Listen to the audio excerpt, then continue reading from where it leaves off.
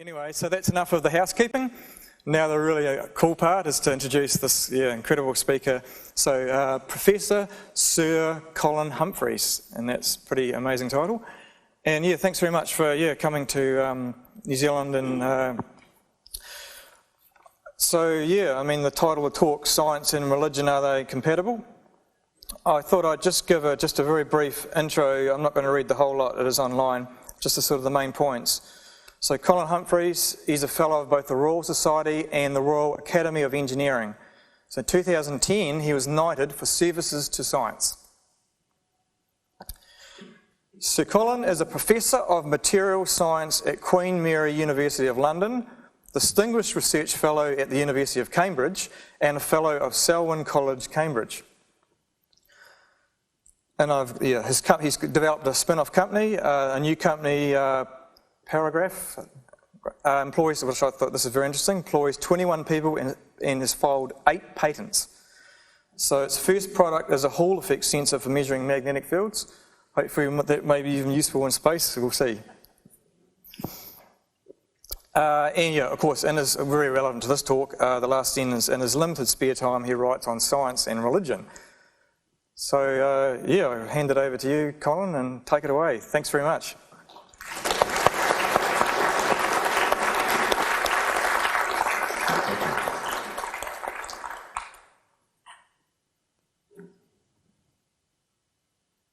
Well, thank you very much. It's hard to live up to that introduction, but it's a great pleasure to be here and a great pleasure to see such a wonderful audience. So thank you all very much for coming. There's a few more thanks I'd like to give.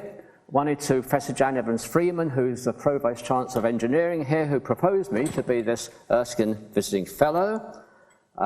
Great to be here at the University of Canterbury, a wonderful university, a fantastic campus. I was just so surprised and amazed going around. It's a really beautiful campus with new buildings and wonderful plants and shrubs everywhere. So thank Jack Erskine for leaving money in his will to invite people over here. He was a student at what was then called Canterbury College, and in the year ahead of him was Lord Ernest Rutherford, who's, one of the scientific geniuses that's ever lived. And Erskine got a double first, and Rutherford got a double first. That means they got a first in 2 different subjects.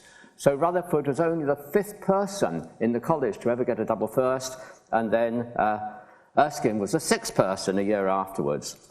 Erskine was also described himself as a hard rugby player. Some of you probably think that's more important than getting a double first.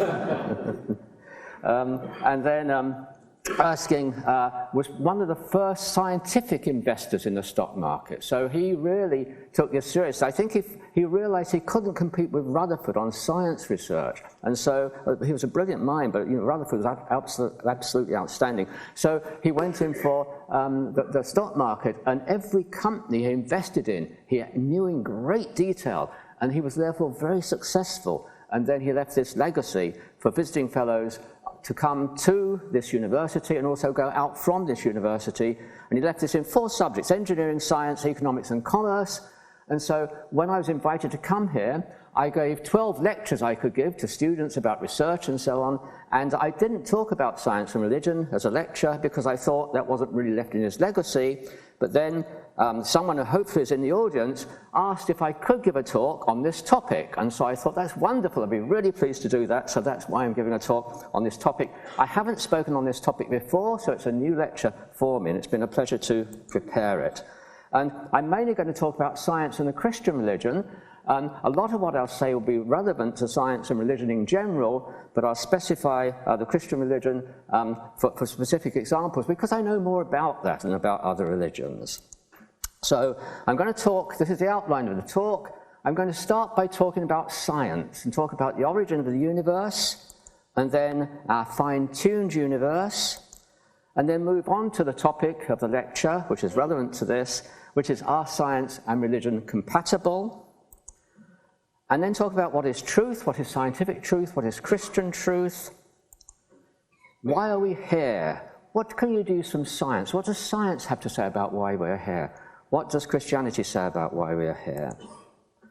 And then, are there scientific pointers to God? And I want to look at two of these, which I've been involved with myself, and these are astronomical events at the birth and death of Jesus. In the literature that's been put out about my talk, it does say I'm going to talk about a curious event, a puzzling event in the Hebrew Bible in the Old Testament, about the sun stopping at the time of Joshua. I don't have time to talk about that. So if you want to ask me about that in the questions, I'll be very pleased to answer that question, or try to answer that question. But that lack of time, as you'll see, it's going to be a very full lecture for time. So no time to talk about that, but if you like, ask me afterwards. It is a fascinating, I think, story. So let's start with the origin of our universe. If you go back to ancient Greek times, then there was a discussion, and probably before that as well, between two opposing camps. And one camp said, the universe has always existed. And Aristotle, who you all heard of, was one of these people. The universe has always existed. And there was another camp that said, no, the universe had a beginning. And so these philosophical discussions went on for many years. And of course, there was no hard evidence for philosophy. You really need to have science involved to know if this happened or not.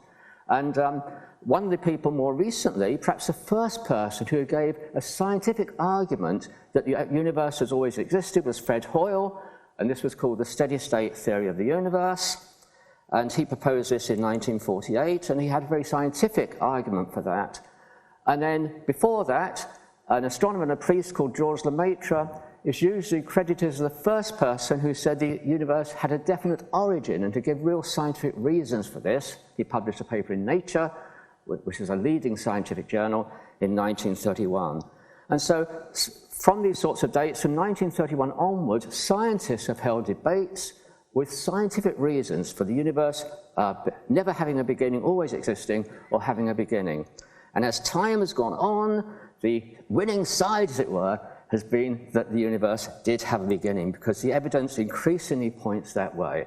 And now today, nearly all modern scientists believe that the universe had a finite beginning at a particular point in time. When I say nearly all, I don't know any cosmologists who don't believe in this. So it really is the vast majority of scientists believe in this. Curiously, and perhaps ironically, the term the Big Bang is given to this theory. It had a beginning, and that originates with Fred Hoyle, who didn't believe in it, because what happened was he was in a debate with a scientist who did believe in this, and he tried to sort of ridicule this scientist and said, you just believe there's a Big Bang at the start of the universe. And so the name caught on. But Fred Hoyle invented this name, didn't believe in it, and Fred Hoyle was still trying to say, way on in 1990s, that the steady-state universe existed, but he eventually had to concede that there was a finite beginning to the universe, for a number of reasons. This is a quotation from Professor Brian Cox. Now, I don't know if Brian Cox is known in New Zealand. He is the most popular scientist in the UK, right? So people are nodding, so people know. So you've probably seen his programs, so I thought I'd quote from him. And he's a professor at Manchester University, and he's very good with words and language, and he says the Big Bang can be regarded as the beginning of time itself, and as such it was the beginning of the universe. And that is the belief of the vast majority of cosmologists and modern scientists. To give an example of this, I put balloon here. So think of blowing up a balloon. And as you blow up a balloon, it gets bigger and bigger and bigger. And that's a model, a very crude model, a simple model of the expanding universe. And people once thought that maybe the universe would be an oscillating universe. It would expand and contract. But now that's not believed, because the universe is expanding faster and faster. And all the scientific evidence is it will go on expanding and not come back. And so think of blowing up a balloon gets bigger and bigger, and maybe at this stage of our existence of the universe, the balloon's this size, and then go back in time, and the balloon just shrinks smaller and smaller and smaller, and as you go back in time, it shrinks. If it's a tiny balloon, it shrinks down to a small point, and all that mass is concentrated in this point.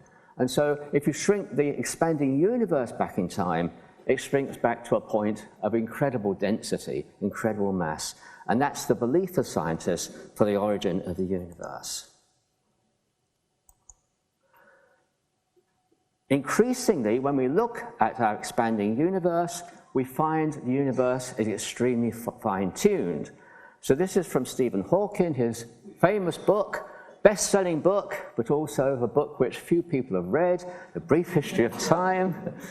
And he says, if the rate of expansion 1 second after the Big Bang had been smaller by even 1 part in 100,000 million, the universe would have collapsed before it ever reached its present size.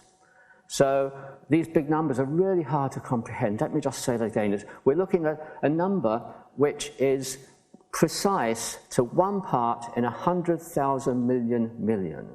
And that's if this rate had been smaller than this. There's a similar argument actually for it to have been bigger than this. So there's actually a just tiny window saying that the rate of expansion had to be really very precise to an incredible degree.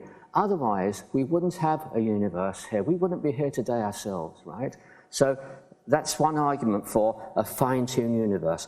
But there are a number of such arguments, and this is one from a very famous, a very expert British mathematician, Sir Roger Penrose, an Oxford University mathematician. He wrote a book called The Emperor's New Mind, and he says the chances of a universe having the right degree of entropy, which is a rather complex form of order, for life to emerge is 1 in 10 to the power 10 to the power 123, and he goes on to say, this number is greater than the number of atoms in the entire observable universe.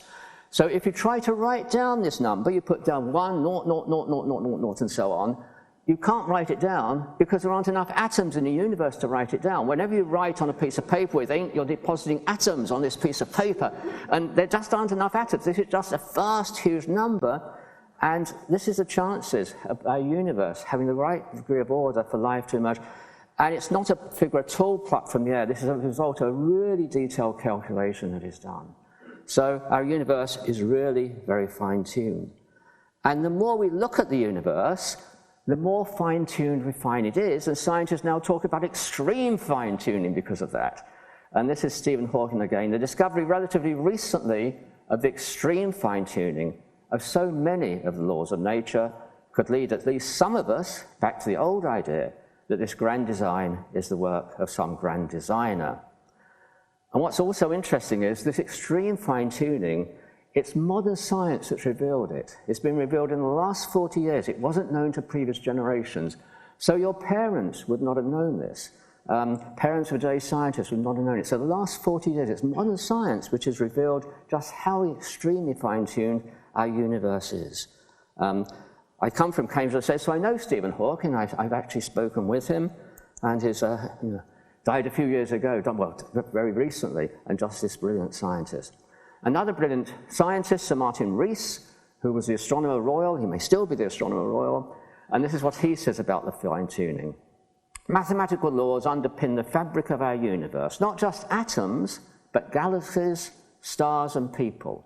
And everything takes place in the arena of an expanding universe whose properties were imprinted into it at the time of the initial Big Bang. That quotation is coming from a book he wrote called Just 6 Numbers, and he's taken 6 key numbers, and he said if each of these differed from their present value by something like 1 in a million, then we couldn't have a universe fit for life. So it's quite extraordinary what modern science has revealed, and what he is saying is that these specific numbers must have been built into the Big Bang right from the beginning. They're encapsulated into this, so it's quite amazing. And this is Sir John Polkinghorne, who was a very expert particle physicist. He later took a degree in theology, so his birth. When you realize that the laws of nature must be incredibly finely tuned to produce the universe we see, that conspires to plant the idea that the universe did not just happen, but there must be a purpose behind it. So John is saying it suggests that there is a God who is the architect of our universe and has created it fit for the purpose of producing the intelligent life, which we have in this audience, I'm sure, very intelligent life. Is there an alternative idea to this? If there's no alternative idea, I think it is actually a proof for God. Is there an alternative idea? Well, there is an alternative idea. And this is called the multiverse theory. Multiverse is shorthand for multiple universe. And this is Brian Cox again. There is a theory called eternal inflation, which is now being taught in universities. it says that we might live in just one universe, in an infinite connection of other universes called a multiverse, in which every possible combination of the laws of nature occurs somewhere in its own separate universe. So everything that can happen, happens. It is then inevitable that our universe exists as well. Why are we here? Because we have to be. So this multiverse theory, what it's saying is that out there are billions and billions of other universes, and what it doesn't say, but part of the theory is, we don't know if they're there or not, because we can't interact them. That's part of the theory. It comes out of the mathematics. And so they may be there and they may not be there. But, the speed of light has all possible values in all these other universes. The mass of the electron does, the charge of the electron does. And if you take all possibilities, then it is inevitable that our universe exists, which is fine-tuned for the existence of life. That fine-tuning is just a chance event. So we've got two possibilities to explain the fine-tuning of our universe. One is the multiverse, but there's no experimental evidence for this. No universe apart from our own can ever be observed. So we can't prove it, but we can't disprove it either. And the second reason is that God is real. And if you go back to the very first verse in the Bible, in the Hebrew Bible, the book of Genesis, this simple but profound start of the whole Bible. In the beginning, God created the heavens and the earth. And this is consistent with our universe being uniquely tuned to give rise to humans. Because if God had wished to create a universe to give rise to humans, it would need to be fine-tuned like this. And so if you believe in a God which did this, then God is consistent with this. So we've just got two possibilities. I don't think there are any others. Well, there is one other, that is that both may be correct. And other possibilities, there's a multiverse and there's a God, and that's another possibility. But there's two main possibilities. Either we're here by blind chance, which requires billions and billions, literally, of universes which we can't see and can't detect, or God is real, and he is the architect of the universe.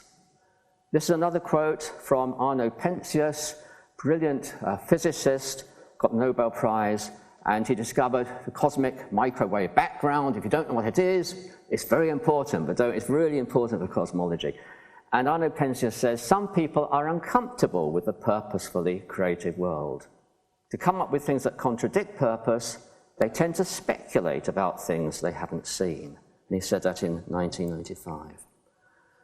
So many scientists are religious, those scientists who are, the simplest and most elegant explanation of our universe, being amazingly fine-tuned, is that there is a God who is the architect of the universe. The existence of God is consistent with both the universe having a beginning and also with it being extremely fine-tuned for life. But we cannot rule out the multiverse theory. But it is a theory, it is highly speculative, and I leave it for you to decide at this moment, right? Do you decide that what is the most plausible answer? Is there a God who created a universe fine-tuned for life, or are we one of billions and billions of universes that you cannot see? But you cannot prove or disprove that. So let's now move on to, we'll come back to that, we'll move on to are science and religion compatible? These are some quotations from people who believe they're not compatible. So this is a quotation from Peter Atkins, who's a professor of chemistry in Oxford University. Science and religion cannot be reconciled. Peter Atkins, again, I know, because in England you tend to know these people. He's an author of chemistry textbooks in universities and schools, and they are outstandingly good textbooks, right? So if you want to learn chemistry, his textbooks are extremely good. Here's a militant atheist, and comes out, this is quite a mild statement here, they cannot be reconciled. A slightly more extreme statement is from Richard Dawkins. I guess no talk on science and religion is complete without a quotation from Richard Dawkins, sometimes called the Archbishop of Atheism. Richard Dawkins says, faith is one of the world's great evils, comparable to the smallpox virus, but harder to eradicate. Now, you may think he's exaggerating and saying these sense of exaggeration. So I've actually debated with Richard Dawkins on BBC World Service, and he's a very reasonable person, except when he starts to talk about religion. And he's not exaggerating. I mean, he really believes this, right? So if you have faith, then it is a great evil. And he's thinking about what's the sort of worst disease that's known to the public, and he thinks it's smallpox. So, if you've got faith, then it's like going around with smallpox. And he wants to eradicate it, and he finds it's quite hard to do. There's a number of distinguished scientists, and of course distinguished non-scientists, who will say that science and religion are not compatible. So it is a problem, and this is just a few years ago. I was taking on a number of research students, and one of them was from China, and in the morning I always see new research students, and I discuss with them their project, then I tell them to go away and read up about this, and write some notes and bring them back to me. And in the afternoon, there's this knock on the door, loud knock on my door, and a Chinese student comes in, and he just stares at me. He stands in front of my desk, and he stares at me, and I said, can I help you? It's good to see you this morning, can I help you? And he said, I'm told you believe in God.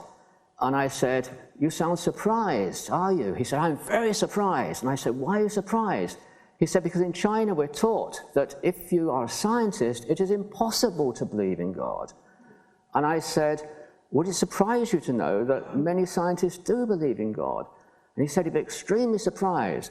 I happen to have in my room a book called Real Science, Real Faith, where every chapter is written by a scientist who believed in God.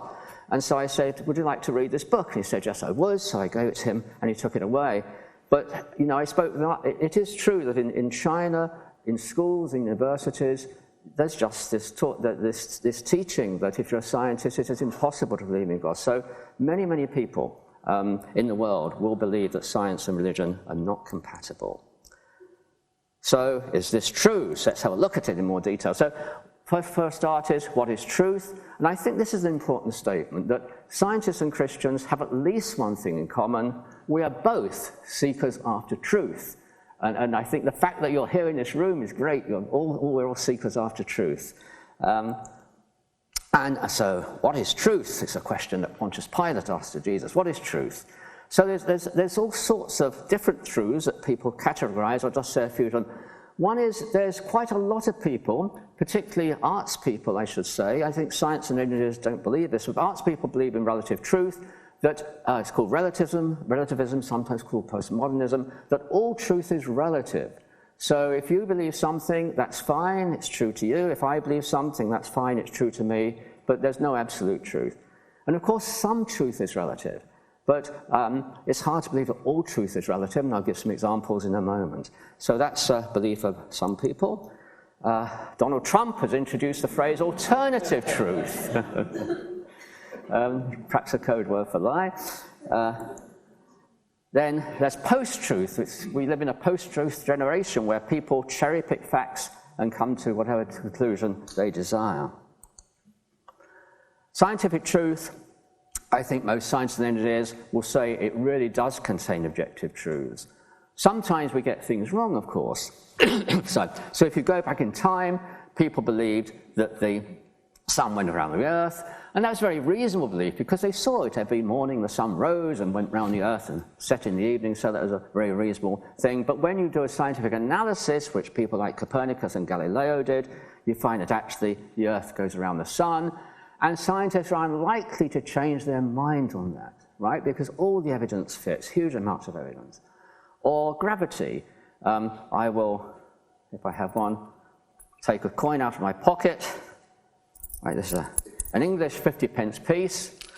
And if I release it, it is absolute truth. It will drop to the floor, except if someone's doing something funny, except if this is a magnetic coin and someone's got a magnetic above the ceiling, it might fly upwards. But otherwise, and science can explain that. So otherwise, it's an absolute truth if I take this and it drops to the floor. So there is scientific truth, and they are absolute truths. And so the idea that all truth is relative is simply nonsense. There is real truth, and we live our lives by believing in real objective truths, of course. And then Christian truth certainly contains objective truths. For example, beliefs in historical Jesus is an objective, well, Christians would claim is objective truth, and agree there's historical evidence, from outside the Bible by the Roman historian Tacitus, the Jewish historian Josephus, who both refer to Jesus. So the existence of Jesus is a historical truth. I have an analogy which I find quite useful when thinking about truth, which all analogies you can't push too far, but I find it's useful, called the building of truth. And I think of truth as a set of architects' drawings of a building, and most of you will be familiar with architects' drawings, and there are side views of the building called elevations, there's front views, there's a view maybe from the top, and there's sections drawn through the building at different levels. And these buildings, each building is contained within itself, but there are common elements where two drawings meet. And all drawings should fit together. If the architect's a good architect, often hard for the untrained eye to see. And truth is a unity. There's one building of truth, but there's a front of the building, a side of the building, there's different viewpoints of truth. And we need more than one building for a full description, more than one drawing for a full description. Each drawing is different from a different viewpoint. And so I believe that science and Christianity in this model, they're describing the same building of truth, but from different viewpoints. One's looking, say, at the front of the building, in this analogy, and one at the side of the building. And this model is actually more complex than I've said, because we don't have the whole drawings. It's as if each drawing is broken up into a jigsaw puzzle, and we are scientists and theologians are trying to reconstruct this jigsaw of truth. So scientists are trying to do this, and we've got lots of pieces in position, but a lot more are not in position. So scientists should be humble, because I believe the quantity of our ignorance is greater than the quantity of our knowledge. And you can see this in cosmology. We only know what about 5% of the universe is, and the rest is called dark matter and dark energy, and we really don't know what it is. So there's a huge amount we don't know about cosmology, but we have a lot of faith in what we do know. There's a Russian physicist called Landau who said, cosmologists were frequently in error, but seldom in doubt. So don't be overconfident. And Christians also are trying to reconstruct the jigsaw of Christian truth. And we believe that some pieces are revealed by Jesus, others in the Bible, others by godly men and women down the ages. And we believe we have some pieces there which we believed in firmly, but we still see through a glass dark. This is what the Apostle Paul says. We see these Christian truths through a glass darkly. So we should be very careful not to be too dogmatic about some things which are not totally clear. Now, this is an important statement. If science and Christianity are both true, if there is a God, then the God revealed to us by the Bible is the same God as is revealed to us through the scientific study of the universe he created. And it's said quite a long time ago that God created two books, the book of nature and the book of Scripture. And if it's the same God, then they have to agree. If they don't agree, then it has to be that either our understanding of the Bible is wrong or our understanding of science is wrong. So if you like, with the jigsaw analogy, we've misplaced some of these jigsaw pieces. But if there is a God, in principle, there can be no conflict if our understanding of the science and the Bible are both correct. And those are important principles. Well, what is the scientific viewpoint of truth? It's based in our understanding of the mechanism, including our world, including ourselves and our bodies, in terms of mechanisms. Science functions in terms of mechanisms. And science mainly asks the question how. For example, how does the metal conduct electricity or conduct heat? And scientific truth is mainly objective truth. The Christian viewpoint of truth is because Christianity and religion mainly ask different questions from scientists. Christians mainly ask the question, why? Why are we here? And Christian truth is both objective and subjective. So the objective part is believing in the historical Jesus. The subjective part involves having a relationship with God. Scientists who are atheists look at one of these buildings, one of these architects' drawings, say the front of the building. It's like a person looking through one eye, all right? You see a two-dimensional world through one eye. You take a certain viewpoint. So scientists who are religious not only look through the universe through the eye of science, they also believe there's another point of view, look at the front of the building and the side of the building, which is the religious viewpoint. So the religious view is not in conflict with the scientific view, it's complementary to it. We're looking at the building of truth from different directions, asking different questions about it. Both views we require for a fuller description. So if you're a scientist and don't believe in God, then I suggest it's like a person with one eye looking at the world, And if you look at your world with one eye, you really just see two dimensions. You don't see three dimensions very clearly through one eye.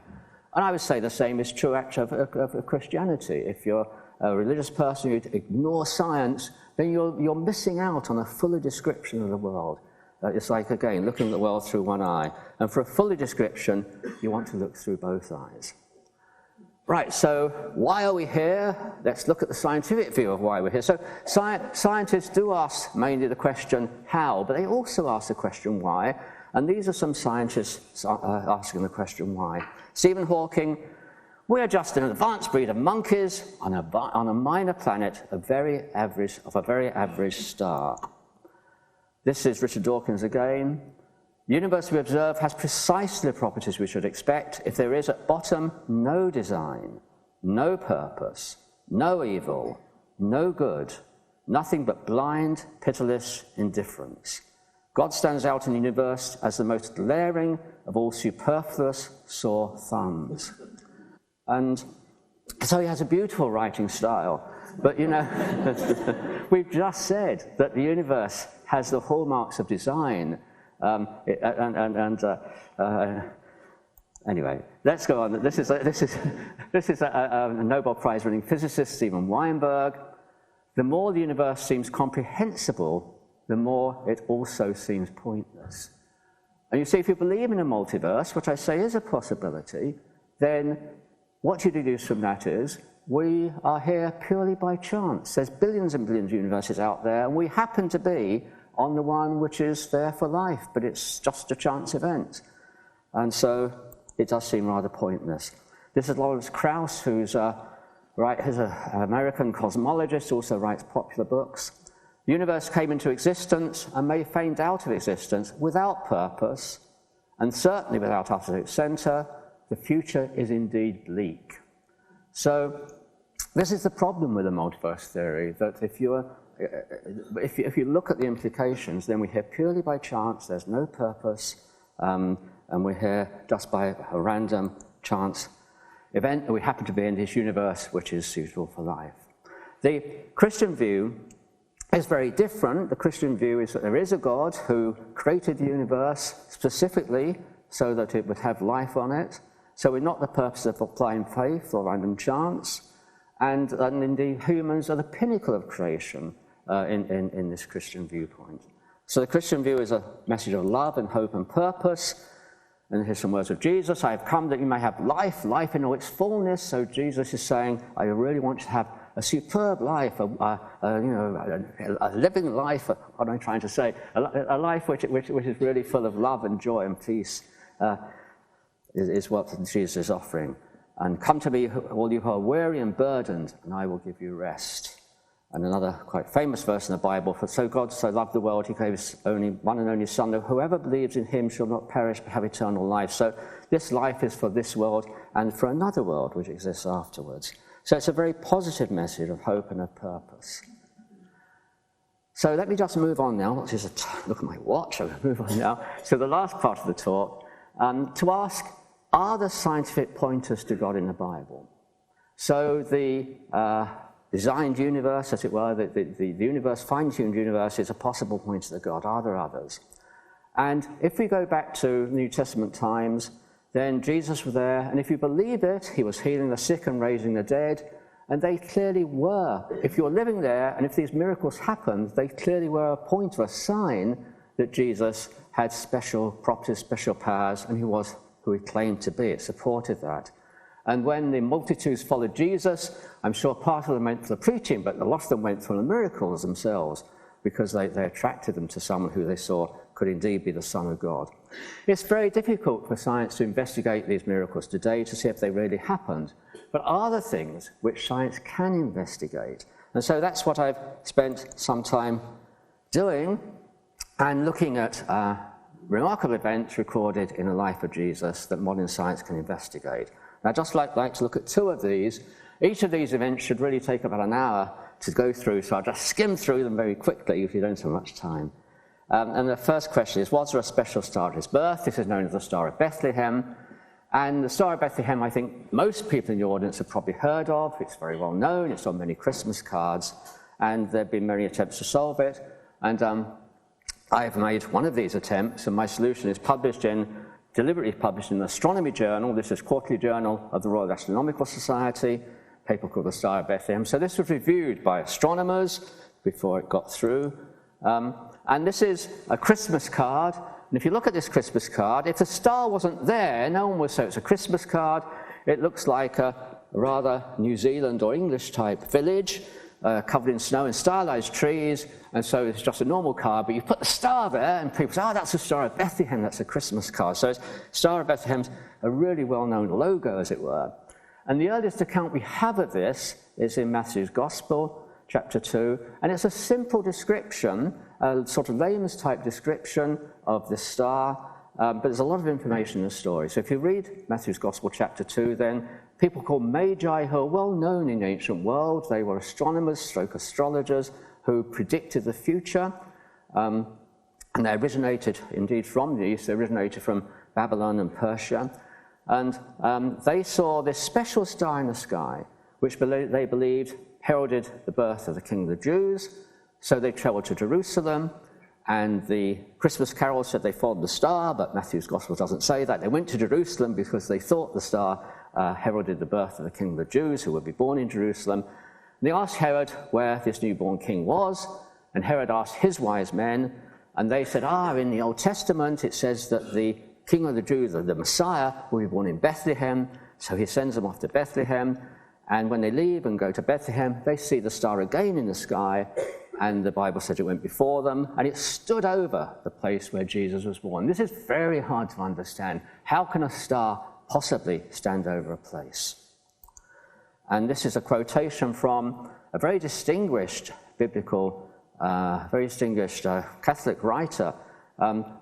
He wrote this book called The Birth of the Messiah, which is a standard textbook and a sort of magisterial textbook. And it says an insuperable obstacle to believing that the Star of Bethlehem existed.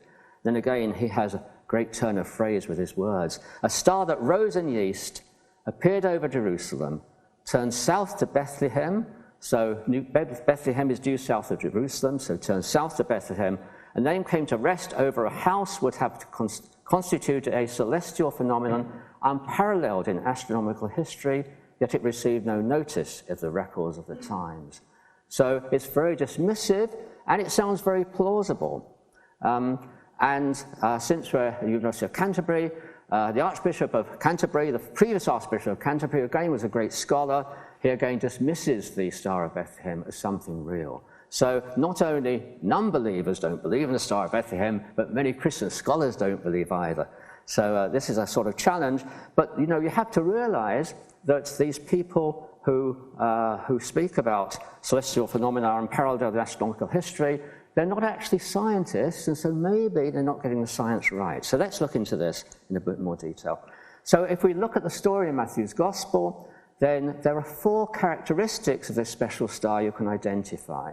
One is that the star was newly appeared, because Matthew says Herod ascertained from the Magi the exact time when the star had appeared. So it appeared at a certain time, and before that the star wasn't there. So a newly appeared star. And then the star traveled through the sky against a star background, because they saw a star in the east, went to Jerusalem, and then the star was due south of them as we traveled from Jerusalem to Bethlehem, the star was due south. So the star moved from the east to the south in the sky. And then the star reappeared when they'd left Jerusalem. When they saw the star again, they were overjoyed. And then this difficult to understand part, the star stood over the place where the child was. So there's all sorts of possibilities which we can rule out apart from one. And that thing, the star which remains, is a comet. That's the only possibility. A comet is a newly appeared star. It comes from way out in space, and it comes in either on an elliptical orbit or a hyperbolic orbit or a parabolic orbit, and it moves around the sun and then leaves the sun, and you usually see the comet on its way into the sun, then it's lost in the glare of the sun as it goes behind it, and then you see it as it comes out again. So it can be seen twice, on its way in and on its way out. And then the part which is really hard to understand is that this star stood over the place where the child was born. And so what I did, I looked at ancient literature to see if there are any other examples where a star was described as standing over a place, and I found 2, and only 2, there may well be more. And one is in a book called Roman History, written by the Roman historian Dio Cassius, and he says, the star called Comet stood for several days over the city being Rome. And so he used this same phrase, but in Latin, standing over a city, and we know it's about 12 BC, this comet, and so do the calculations, and indeed it was Halley's comet at that time in 12 BC. So he identifies this star standing over a place as a comet. And then Josephus, the Jewish historian, writes in Jewish War, a star resembling a sword stood over the city, that's Jerusalem. And comets were referred to as swords if the comet had a long tail, and I'll show a picture in a moment, because this long tail, usually curved, looks like a curved sword. So comets were referred to as swords. And so Josephus says this stood over the city Jerusalem, and it would be about AD 64, and there was a comet in AD 64. So these are the only references I can find, but both refer to comets. So when Matthew talks about a star standing over a place, that's another piece of evidence that is almost certainly referring to a comet. But how can a star stand over a place? Well, this is an image of a long-tailed comet called Donatis comet over Paris in 1858. I have not seen a long-tailed star in my lifetime, a comet with a long tail in my life. They are very rare, but this was on in 1858. And you can see there's no point, but you can see there's the head of the comet, and the head of the comet appears to be standing over this building in Paris, and there's this long tail, and the tail of long-tailed comets, they extend right across the sky for hundreds of kilometers. And it's this tail which apparently points the head of the comet to a particular place. So you can now see why these Matthew and these 2 other authors described a long-tailed comet as standing over a place. Now, Raymond Brown, who I quoted from, said it received it wasn't in any of the records of the times, so is what he said correct. So the ancient Chinese recorded astronomical objects in the sky, curious objects, because they were important for their astrology. And at the time of Jesus, the Chinese dynasty was a Han dynasty, and so we need to look in Han Shu, which records these events. So there's a Han Shu about the right time period. Unfortunately, it's been translated, and this is what it says. So, 2nd year of the Qingping reign, that's the reign of a certain emperor, 2nd month, a Suising, and that's a long-tailed comet. They had a special name for a long-tailed comet, which is different from a short-tailed comet, appeared at Tianyu. That's the backdrop constellation in the sky that the comet appears in for over 70 days. And that backdrop is Capricornus. And normally, it just lists the Chinese record, the Han Shu, normally just lists each comet or each eclipse and so on. But in this case, I have a footnote because it's important to them. And this is what the footnote says. The significance of the Chinese astronomers was, Sui are the means of eliminating the old and inaugurating the new. The appearance of the Sui was a sign of change. The long period of experience was due to the importance of the incident to come. So this was really important to them. And the sort of astrological significance was a means of eliminating the old and inaugurating the new. And so we can actually account for every detail in Matthew. The star of Bethlehem was a comet in 5 BC, preceded by, and we haven't had time to go into this, some other unusual events. And this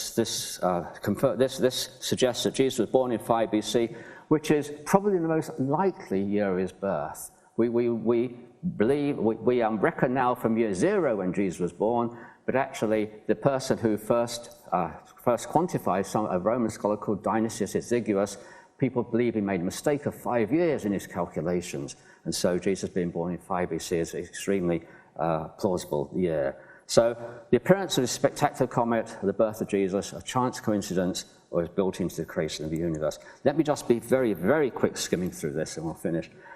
So was there a lunar eclipse of the Crucifixion? This is hinted at in the Acts of the Apostles. Let's start by saying, when did Jesus die? If you look at all the clues, both in the Bible and outside the Bible for the death of Jesus, there's only one date which fits, which I've gone into in some detail, and we had a paper published in Nature on this, dating the Crucifixion. Gosh, yes. Anyway, the date is It's quite hard to go backwards. So I'll tell you the date is Friday the 3rd of April, AD 33 for the crucifixion.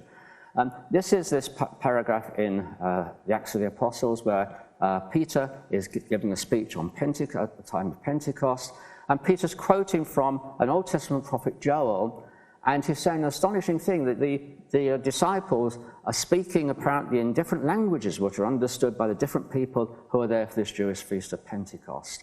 And they're also behaving very exuberantly, and they're accused of being drunk.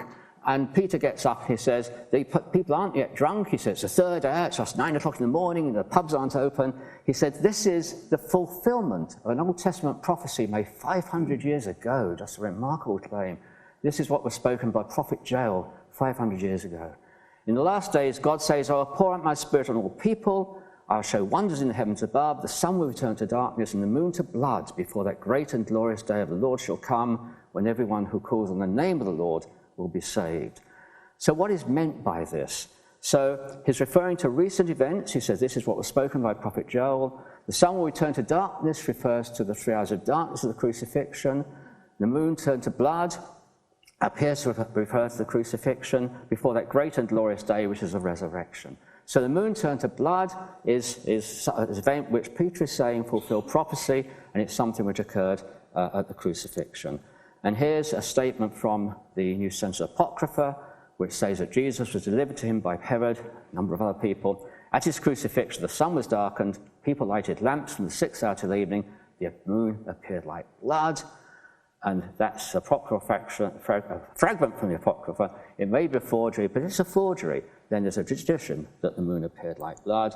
And this is a statement by an Orthodox patriarch of Alexandria who said something unusual at crucifixion occurred about the circular rotation of the moon, so it even seemed to be turned to blood. So we've got 3 statements suggesting that at the crucifixion the moon appeared like blood. What does that mean?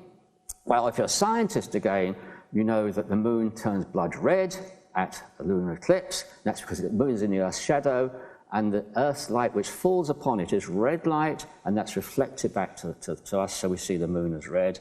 So a lunar eclipse. This is a photograph of a lunar eclipse taken by a colleague I had in Liverpool in 1982, and many of you are familiar with blood red moon at the lunar eclipse. And if you go back into history, then the moon turned to blood was used as a phrase to describe a lunar eclipse. So here, for example, AD 304, Bishop Phillips was martyred. When he was about to be martyred, the moon was turned to blood. I'm sorry to be hurrying, but I want to leave time for questions. So let's see, the crucifixion has to be between AD 26 and 36 because that's when Pontius Pilate was procurator of Judea. Everything points to the crucifixion being on Friday the 3rd of April, AD 33.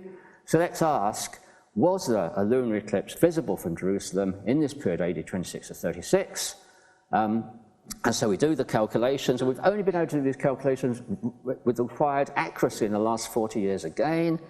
And what we find is there was one and one only lunar eclipse visible at Passover time from Jerusalem in this period, AD 26 to 36.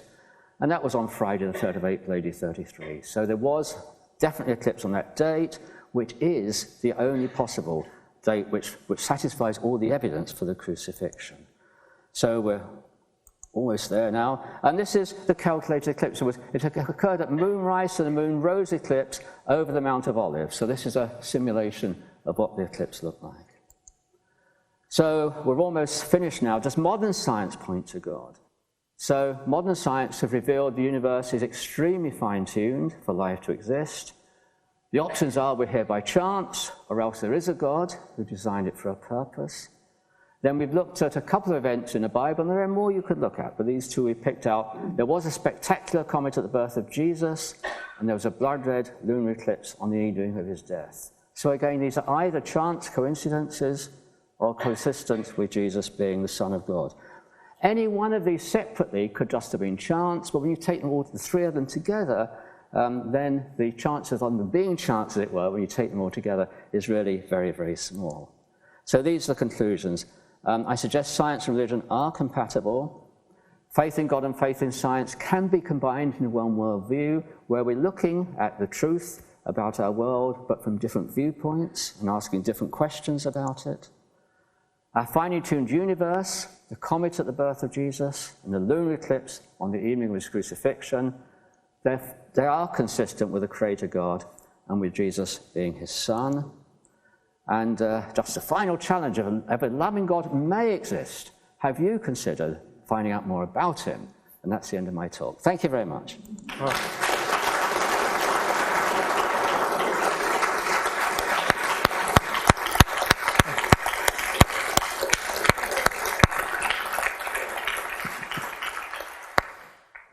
All right, so questions before we have a microphone that will be passing around the audience. So sort of the rules that are just one question, please, per person. So we want to give everyone a bit of a go. So one question and try and keep it relatively short, please. And the microphone will be passed around. So we have one up there. Can you have a microphone so then people can pass the microphone along? And it's also being streamed, so we want people to hear clearly what you're saying. Talk slowly and clearly, please. Thanks. Yeah, thank you so much for the lecture. And it seems that you spend nearly half the time using science as a tool to justify the Bible or justify the Christianity. My question is that how you face the arguments from science against the religion. And I really want to hear, you said you had a debate with Richard Dawkins. And can you give us summarize how you facing his arguments, please? Right, so the debate I have with Richard Dawkins is a rather curious debate. I'll just say very briefly, so there are actually 4 people in this debate. It was BBC World Service. I was with Richard Dawkins in a studio in London. This was a number of years ago.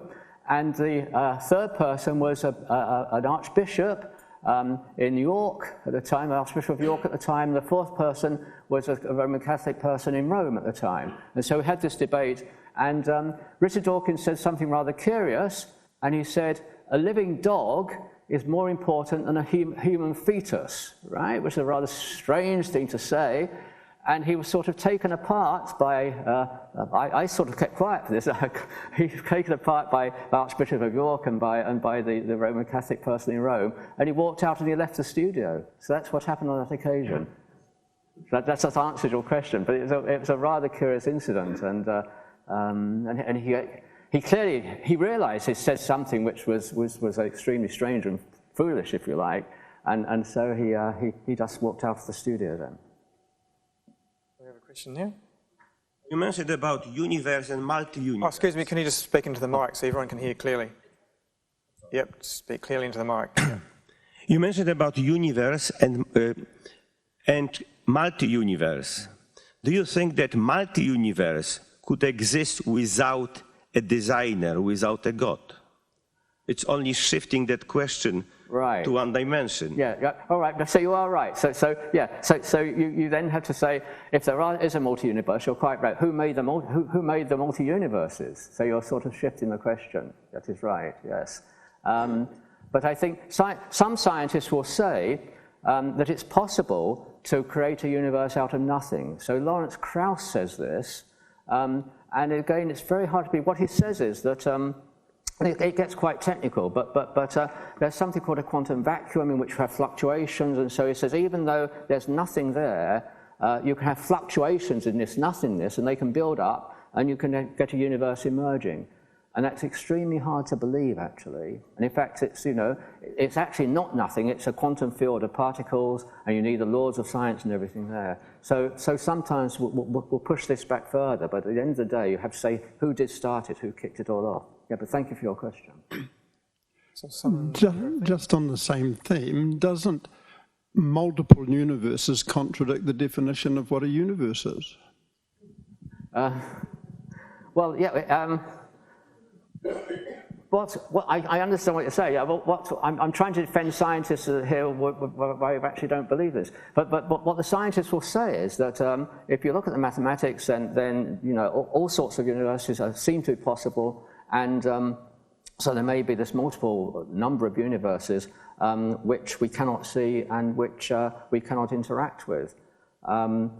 There's a nice statement by a philosopher, I'll just tell you about this, and this is that the idea of a multiverse is that everything exists that can possibly exist, right?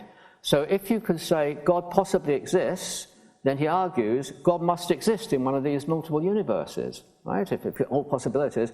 And if you then say God's all-powerful, then he has the power to, if he exists in one of them, he has the power to exist in all of them. And so there is God, right? So this is a philosophical argument. I'm not sure if I buy that, but I just give that to you for interest. Oh, sorry, can you wait a minute? I got it wrong. That was a... Thank you. Very sorry about that. The people arguing against the existence of God seem to be treating God as a noun, as a being. Now, process theology, Charles Hart, Sean John Cobb, have argued that God is verb. God is being and becoming, not a noun. So how would that fit in with this idea of sciences evolving and expanding and developing? God as a verb. Right, so I think that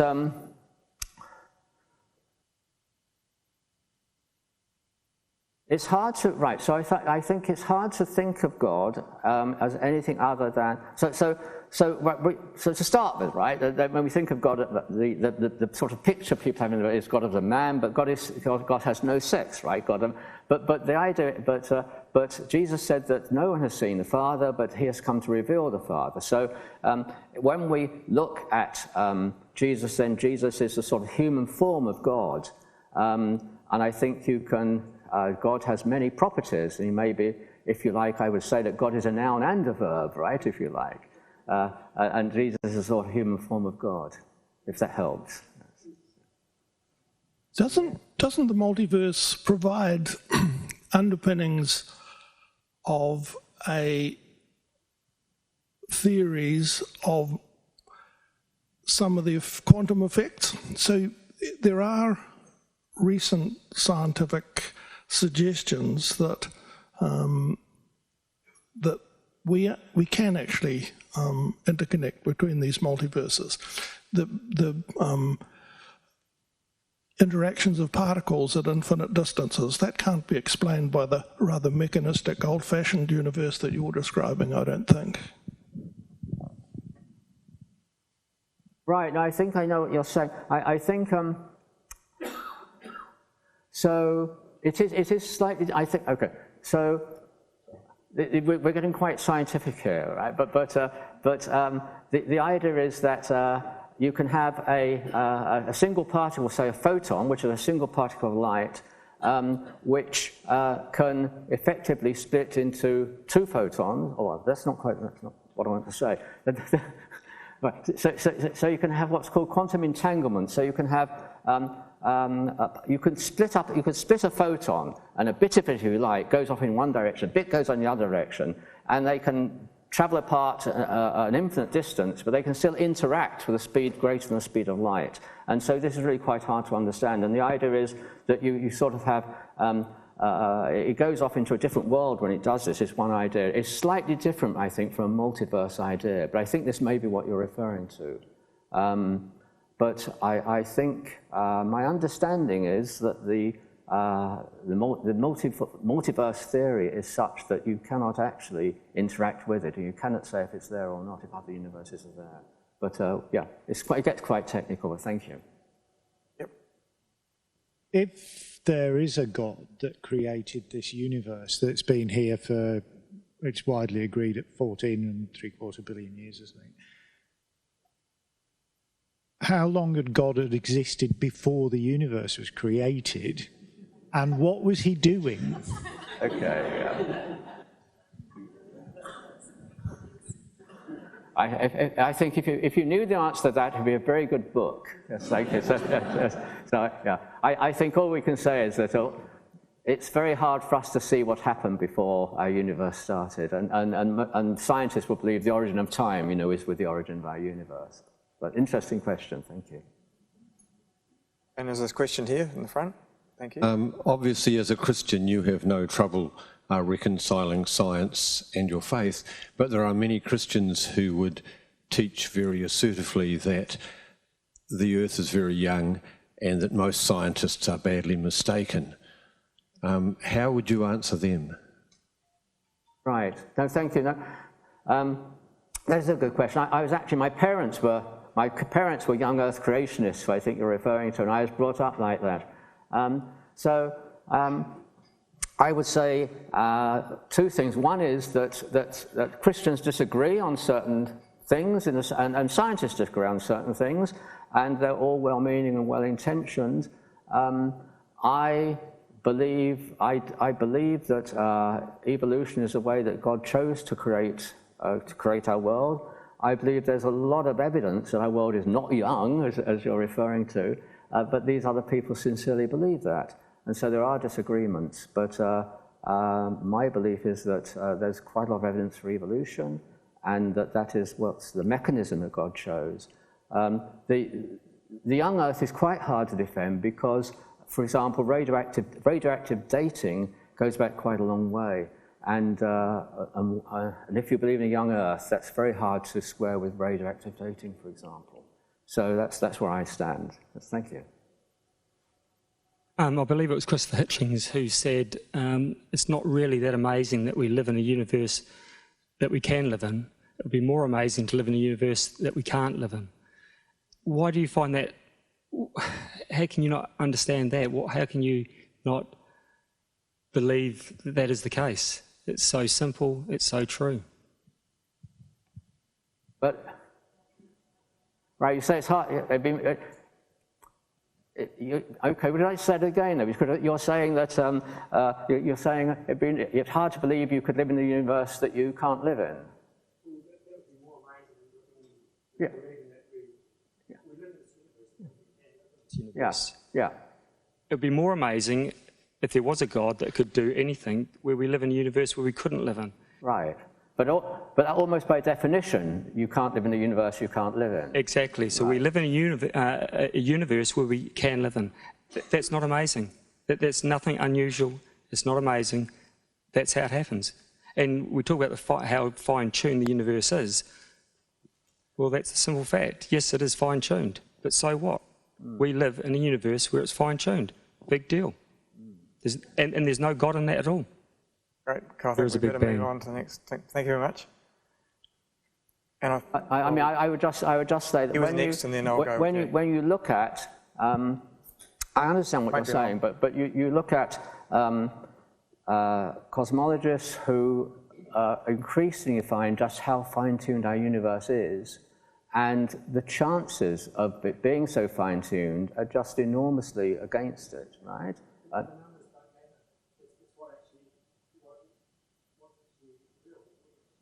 Yeah, maybe we'll continue this discussion with that after, but I want to give someone else a chance to ask a question. Sorry about that.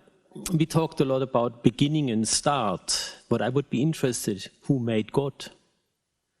I mean... can you start that again, Pierre? Yeah, we talked a lot about start and beginnings, and the universe is quite unlikely, quite lucky to be here, but who made God?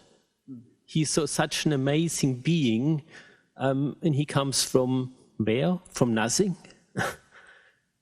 That's the point. I mean, if you say there is a God and he created, who created God? Yeah, so I think believes in God will say that God has always existed, right? So he is the ultimate, right? He is the ultimate, yeah.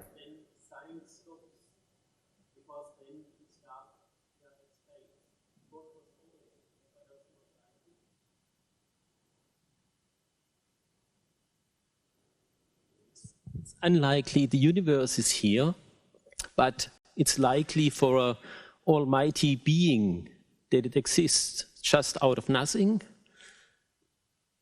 would be my question. Right. I understand what you're saying, yes. But I think if you believe there is a God who is all-powerful, and that God can then exist, in eternity. Okay. We don't want to have a debate. We want to have a question. So the next question is up there. Just ask your question here. What about Joshua at the beginning of the lecture? Were you going to tell? Sorry, can we start again? And talk slowly and clearly, please. Yeah. What about Joshua at the beginning of the lecture were you going to tell? Oh, great. Thank you very much. Right. So So this is, right, this will take 2 minutes or maybe 3 minutes. So this has puzzled people a long time because there's a passage in the Old Testament book of Joshua which says that Joshua prayed, Joshua is about to fight a battle, and Joshua prayed for the sun to stop and the moon to stop, and then battle was going on, and the sun did stop and the moon stopped, and Joshua had extra time, was able to win this battle. And that's fairly puzzling because it's difficult for scientists, because if you believe in a God, you believe God can do anything, as we've just said. But on the other hand, you believe that you should first of all look at these events through the eyes of a scientist. And people have asked me about this question for some time. And then I decided to go back and see what the Hebrew actually said, which is always a good idea. And what I found is that the Hebrew word for stop, translated stopped, and this starts in the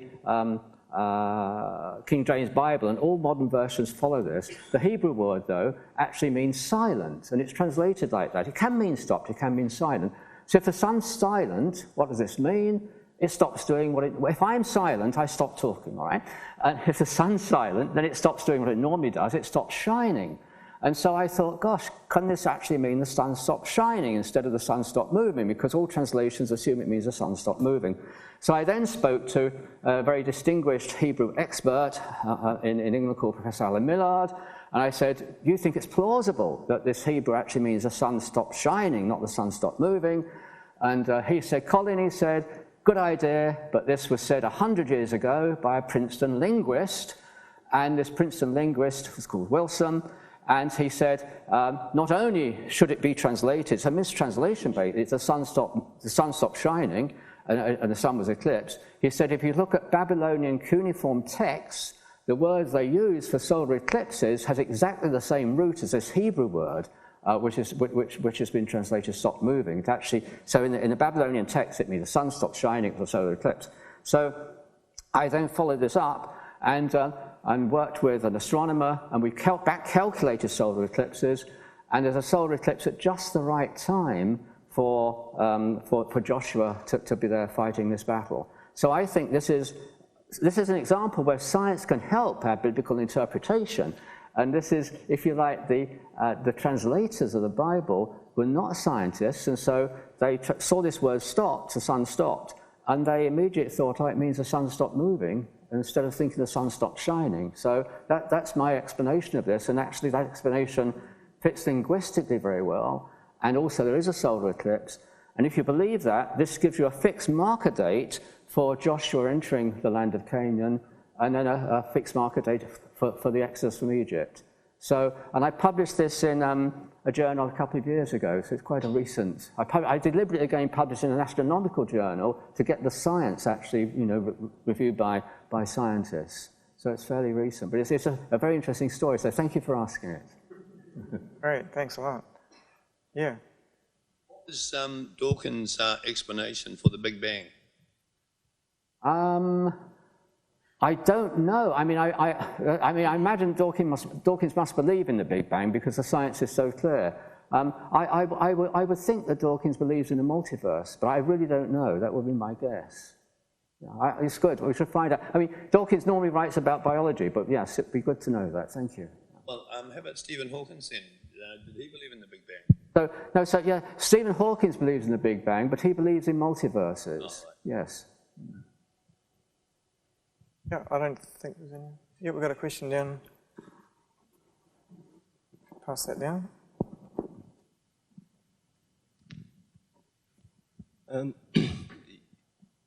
You mentioned that we can't prove the multiverse theory.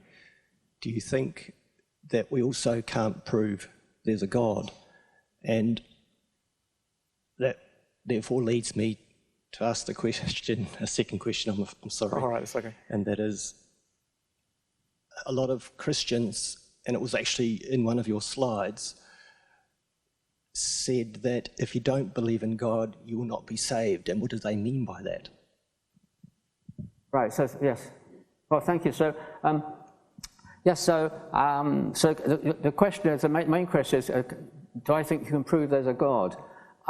I don't think we can give absolute proof there's a God, And I think there's actually a good reason for that if you believe in a God, and that is that God, if you believe in a God, then God has created us to have free will to choose whether to believe in him or not. And if you could prove absolutely that there was a God, then we sort of lack this freedom. I mean, if you could prove that there's a God who is all-powerful,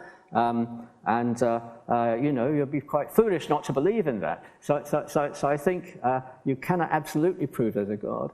But I just think in these last 40 years or so that modern science is giving these pointers to belief in God and pointers to God, which I've tried to give here. So it's not absolute proof. And as with the multiverse is a possibility which you can't discount, for example. So that's one reason it's not absolute proof for living in such a remarkable universe. If that helps your question. We have another question here. In thinking of God as creator, in the history of our planet, there have been several mass extinction events. What was he thinking? Well, I mean, my belief is, the first thing to say is that these mass extinction events have probably let the humans come through, right? So the mass extinction of dinosaurs probably cleared the way for humans to come through. But my belief in God, which I deduce from a number of things, is that God has created a universe, or our world, in which there are certain fixed points. So I would believe that Jesus coming at a certain place at a certain time in history was something which was predetermined, and built into the original Big Bang. And I say that because unless you believe that, it's very hard to see how you've got a lunar eclipse of the Crucifixion and a comet coming at the birth. So it's something, this was planned on a fixed point in history. I also think there's a lot of flexibility in the universe, so not everything is fixed. And if you're a believer, you have to believe in flexibility, or else prayer is meaningless. There has to be flexibility. If everything's fixed, then prayer is meaningless. So I think there's flexibility within these fixed points.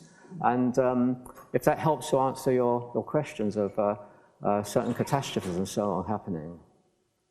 It's been quite a demand for questions, but I will keep it running a little bit longer. Who was next?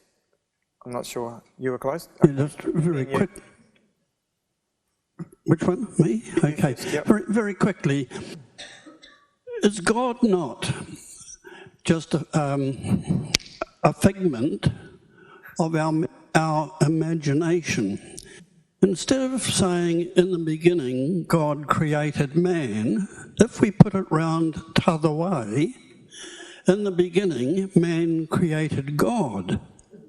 Because I think God, the concept of God, is very cultural. Sitting in this room, we just don't have Christians, for goodness sake. We have people from other faiths as well. And if this God that we talk about is all-encompassing, then, there's no single standard. It's cultural, it's part of the human psyche, and without us, I don't think there would be a God as a separate entity. All right, yep, okay, nice question. Thank you. I think the second most difficult question you can ask a Christian is why are there all these other religions, right? And that's sort of what you're hinting at, or why is religion at all? And it is a difficult question to answer, and I don't have a full answer, I don't have an answer to that. I would just say that I believe in a God who will, has sort of a wise God who will make judgments on our religion and other religions as well. But it is a difficult question to answer, so I accept that, thank you. Yeah. And the next person up there. G'day. Me? Yep, good. So in the New Testament, there's quite a few stories. Some of them are quite clearly referring to literal historic events, such as the Crucifixion. Some are quite clearly referring to, fictional stories with maybe a grain of truth, but not meant to be taken literally, such as the story of the prodigal son or the, Good Samaritan, those sort of stories. I don't think many people would think there was a literal Good Samaritan or a literal prodigal son. There's also quite a few stories that it's, I guess to me, less clear whether they're supposed to be taken as literal historical fact or whether they're supposed to be a fictional story with a grain of truth, such as the miracles of Jesus, like walking on water or turning water into wine. Do you believe that those represent literal historic events, or are they supposed to be stories that we're supposed to take some other meaning from? Right, thank you. So I think Jesus himself said he spoke in parables, in parables. And so a lot of these stories, so the story of the Good Samaritan, for example, was probably an illustrative story. It may have been a true story, but it may just have been an illustrative story. But certainly Jesus is using that to say that, you know, who was the person who was doing the good deed? Was it the Samaritan, or was it the priest who walked on the other side? So some things are parables, and Jesus said some things are parallel. Sorry, I keep saying parallels or parables. I'm still jet-lagged for parables. But then there are some things which it seems were meant to be taken literally. So I would say the water in the wine, I think was seen to be a story which I would say was meant to be taken literally. And there's something else you said as well, which I would say was meant to be taken literally. I forget what it was you said now. Yes, water on water. Yeah, so I would say that itself was meant to be taken literally. And I would say then, if you believe in, I mean, there's two ways of regarding, again, I think with all the miracles, then if you're a scientist, you should look for natural mechanism, because I think that's the way that God normally works, but God doesn't always work like that. So with them walking on the water, you can look at it as a scientist, and one obvious thing that one might say is that gravity locally ceased to operate there, but that's something which is not very satisfying for scientists. But what I would say there is another explanation, if you like, is that gravity was operating, but God was providing an additional force, was uplifting these people as they walked across the water. And so I do actually believe in that as a miracle, and I do think that was something which was meant to be literal. But I think, you know, people have to use their judgment in these cases. Where's the other microphone? Was it? Oh, okay, yeah. My question is pretty simple. Do you believe in heaven? And if so, where is it, and how does that fit in scientifically? Say it again. What do I believe in? Heaven. Oh, in heaven. Yeah, right. So I think the Bible is clear that there is an afterlife, and so I believe that. So I believe this life is not the only life, and you know, in a sense, that there's sort of reasons of justice for believing that. I mean, there are people in this life who have a really terrible time due to illness and to being disabled and so on. And I think in an afterlife, then that will all disappear. So I think, and Jesus was quite clear that if you believed in him and believed in God, then this was part of God's plan, that there was an afterlife. So I do believe in that. Sorry? Pure? Yeah, I think it sort of has to be pure faith. Yes, yeah. Probably only a couple more. I think there's one person there, and then I don't want to go past 25 past. That'll be the latest. There's such a demand for questions. I don't want to stop you, but 25 past, I'll have to call it there. Just under 5 minutes. Sorry. Miracles. You said that scientists should look for a cause, a natural cause for miracles. I think miracles in the Bible were to attest God's prophets or Jesus or something like that. If we're to look for natural causes for them, then do they attest what they attest? What's a miracle in your view is the basic question. What makes a miracle compared to a non-miracle? Right, okay, that's a good question, thank you.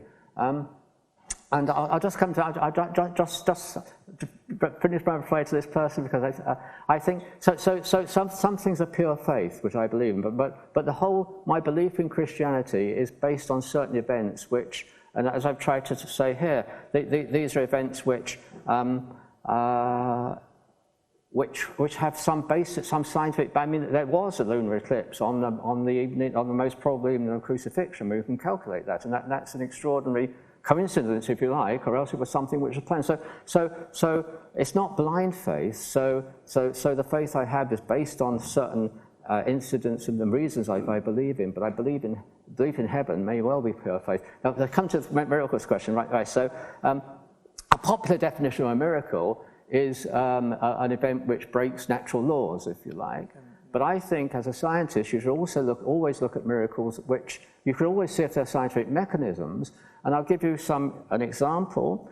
If you look at the crossing of the Red Sea in the Old Testament, then the scientific, what the Bible actually says is that Moses stretched out his hands over the waters, and a strong east wind blew all night and blew the waters back. So what the Bible is there saying is this miracle, which is perhaps the best known Old Testament miracle, was due to a natural mechanism. It tells you what it was.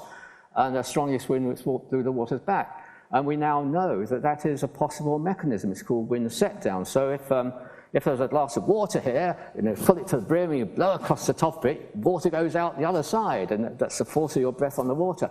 And if there's a strong wind blowing, if you take Lake Erie in America, when a strong wind blows along that, there's been a height difference recorded of 16 feet from one end to the other, because the water is just literally blown back.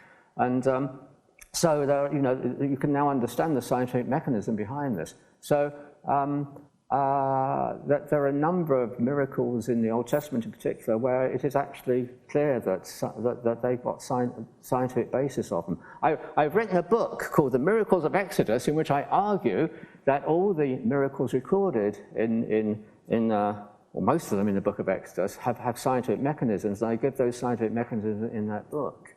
And why are they a miracle? It's because of the timing. And I'm not the first.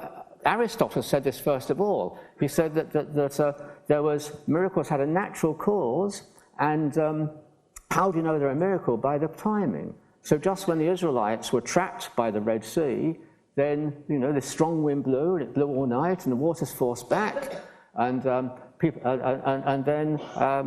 when the wind stops, the water rushes back again like a ball wave. It's a remarkable timing event, which means it's a miracle. Great. I think we'll just one more quick question right at the corner there, and then we'll have to call it there. But one more question, please. Hi. I am going to ask a question similar to one that was already asked. Kind of. You were talking about evolution being the mechanism that God chose, and I think I agree.